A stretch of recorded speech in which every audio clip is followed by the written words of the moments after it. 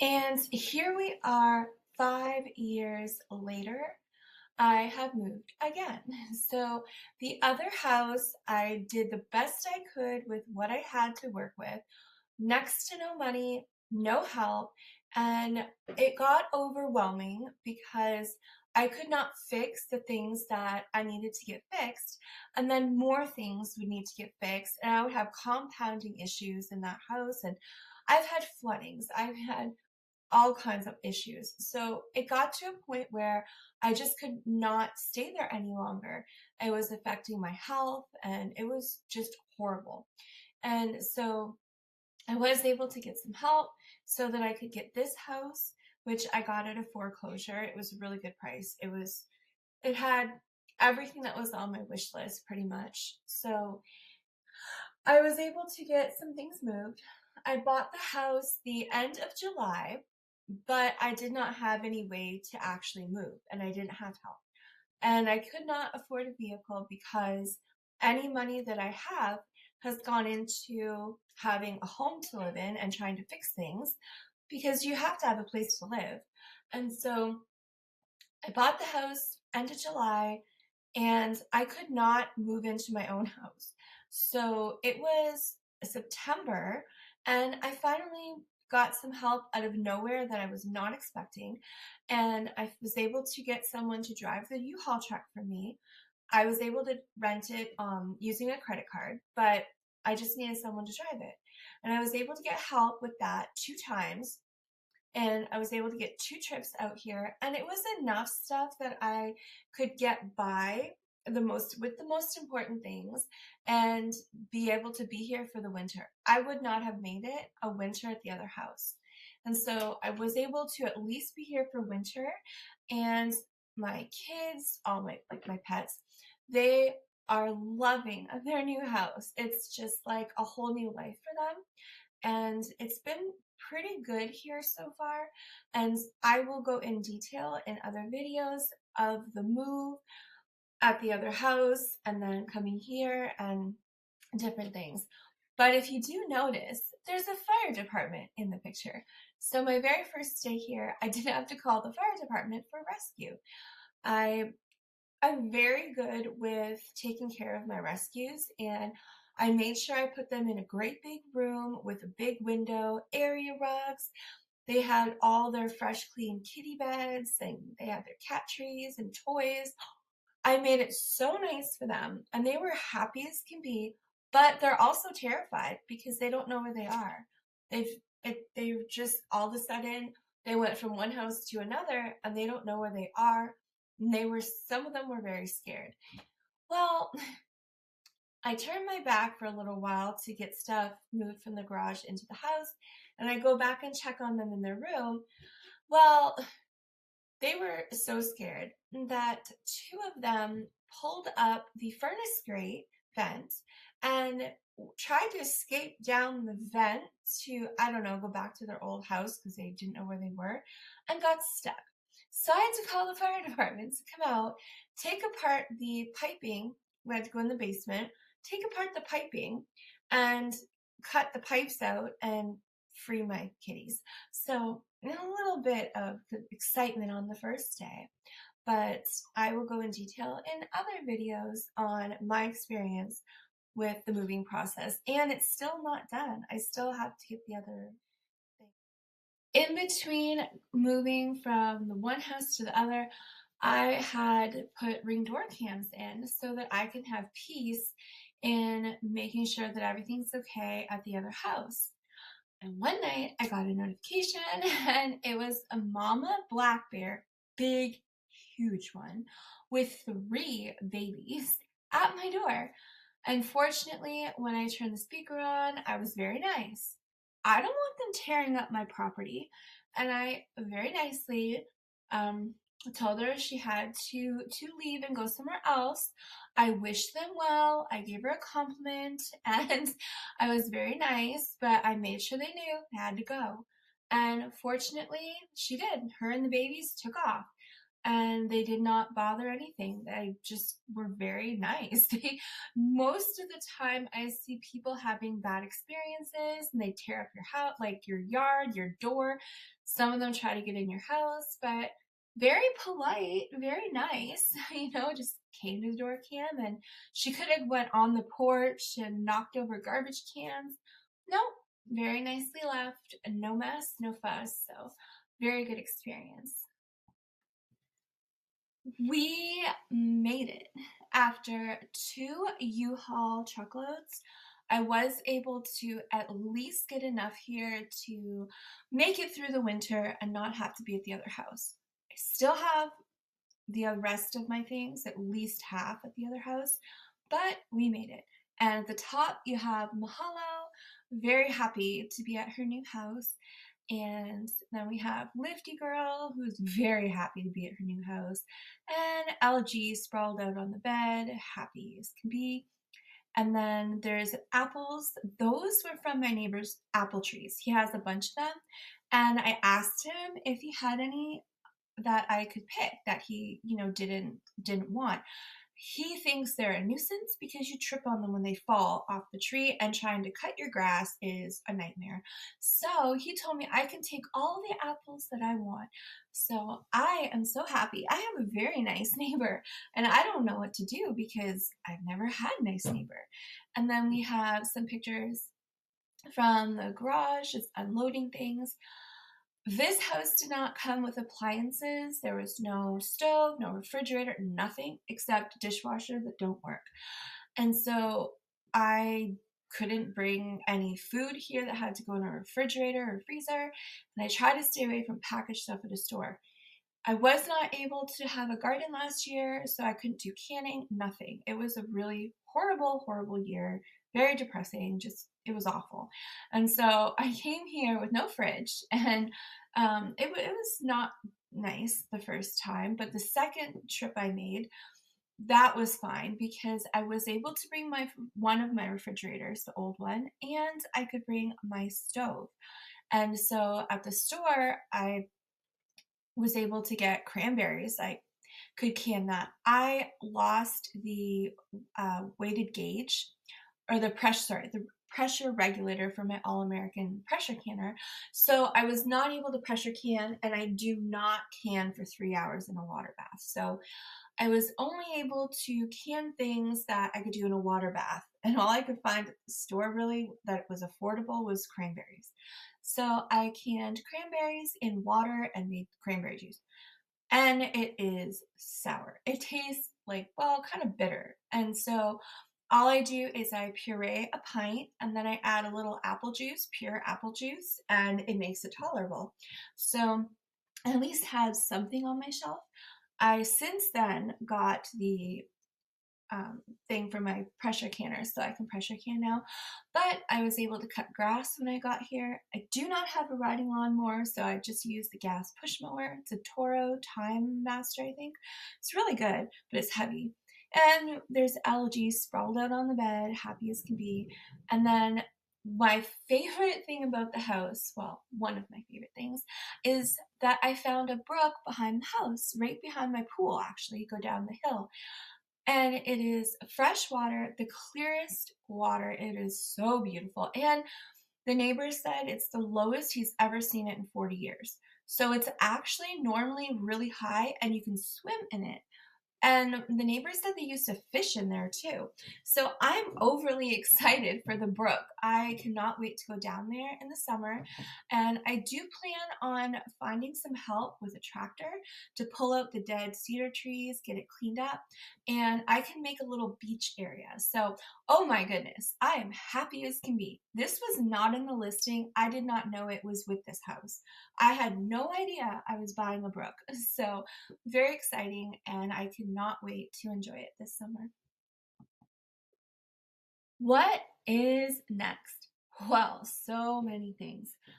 And one of the most important things that I have tried to put out on this channel is information and helping to motivate and encourage everyone to be as self-sufficient as you can be, to grow some food, be able to preserve it, and have some things in your home that can help you in case of just an everyday, I don't want to say an emergency, but just everyday things. If the power goes out, or if something comes up and it's expensive and you now have to adjust your budgets to next to nothing on spending, how can you save money and all those things. So I am so excited to share with you all kinds of videos and different topics and hopefully give you some information that maybe you didn't know or that you can share with somebody else.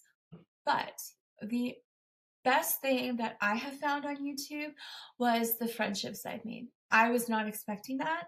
I had no idea that was a thing. And I have made friends with a whole lot of channels. And a lot of these channels are extremely generous and have gifted me things that I was not expecting. I did not know that people gift things to other people on YouTube. So that was a huge shock, but a massive blessing. And it's just made YouTube so much more than just putting out your content. It's the friendships that you make. So the knowledge that you learn is great, but I really enjoy supporting channels that have really good people behind them. And I want to share that with you. So I will be sharing a lot of mail calls where I can show you things that have been gifted to me from other channels and encourage you to check them out and try and support channels with really good people behind them and also have good content. So that will also be coming, and just random other things and, some fun stuff. And if you notice the bottom picture of my cat, he does not have long white hair. I was giving my dog her normal haircut. She has long, white, hypoallergenic fur, and he looked very intrigued by her furs and that I was cutting off. And so I would just lay them on his head. And I think he looks extra handsome with a long, white hair. So he seemed to like it too. But, I have random like funny pictures and funny videos of my pets that I'll also add in here randomly. So a lot of good things to come. I hope you enjoy it, and I hope you also will share this out with other people that may, get something out of it when I start posting the videos. And also make sure that if you head on over to any of these channels that I introduce you to, that you, hit the like button if you watch a video and put a comment in there. It really helps them. You don't have to send people money to help them or buy them things, just simply supporting their channel. If you watch a video, hit the like button. If you don't like it, hit the thumbs down. Either way, it counts the same on YouTube for support and engagement. And leave a comment, and just something that simple can be very helpful.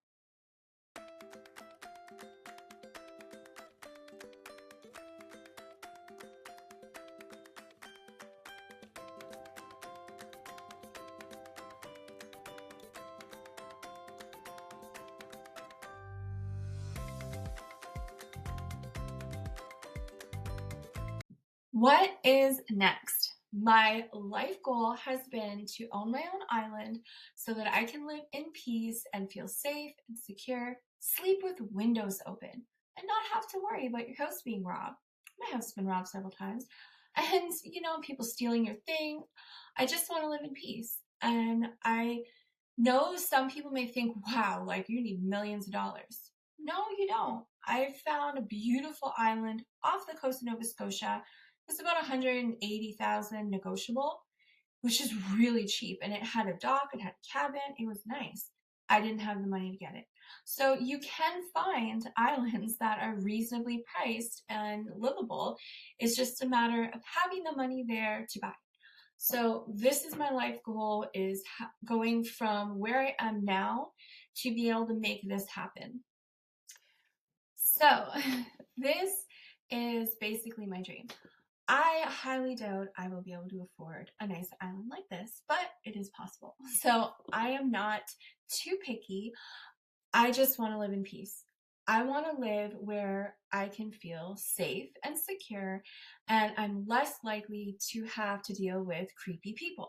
So, unfortunately, even moving out to what I thought was the middle of nowhere, I still had to deal with people on my property. I cannot understand what goes through someone's head where they think it's okay to drive their vehicles on someone's property, snowmobiles across your lawn, in your woods, on your trails, and random people will just, I've seen them pull up in the driveway at the other house and just start looking in my backyard, see what I have, and they don't see anything wrong with this.